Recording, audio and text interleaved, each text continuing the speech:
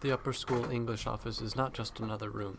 It is a hub of communication, learning, and community. One of the strengths of the English office is its strong group dynamic. Upper School English teacher Tuan Phan. I think it's interesting to have Mr. Quigley to my left and Liz Cutler to my right because they have very different styles of teaching. And so when I feel like I want one particular perspective, I can talk to Liz, and if I need the other, I can talk to Tom. Though it may appear a well-established space, the English office has not always been in its current location.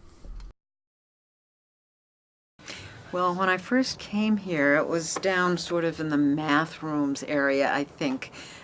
We had a learning center, so-called, that went off of it, and at one point that became a senior or a student lounge.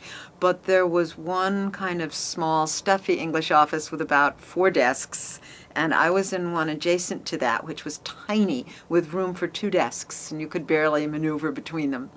So that was where I was my first few years. Even though it is widely liked by its faculty tenants, the opinion of the English office is mixed among the student body. I see a lot of people there, usually in the morning, throughout the day. It's okay. It's just when you're having a one-on-one conversation with a teacher, like other people can hear, and it's best if you just like have that conversation with that teacher and not people around you being able to hear it. You go in there, and there's all those windows there. It's very nice. It's kind of comfy in there. And everyone's always laughing in the English office. They're either usually incredibly intent on what they're doing and not paying attention to the conversation you're having with your teacher, or kind of half listening and then laughing when necessary. Which kind of makes you feel a little bit awkward sometimes, and most of the time it's a pretty cool thing. I'm kind of scared to go in there. That's pretty much all I know about it. Beautiful. It's nice and spacious. One of the most important things to do in a space such as a group office is to make one's space their own. In my space, you would see a fair amount of student papers, little piles of books here and there. I would say that mine seems like the most organized, but that could possibly be because I pile it, I shove it into my desks, and I hide it well. Just kind of mushrooms. So my desk is a mess, and I use the floor underneath the desk as storage.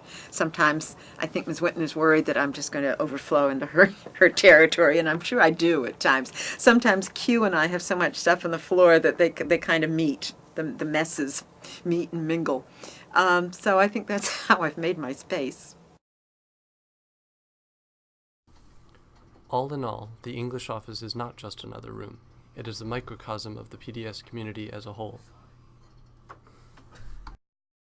Well, I think it certainly does ease my transition into the community because it is a place of community. I felt as if that space itself is about conversations, dialogues between student and teachers.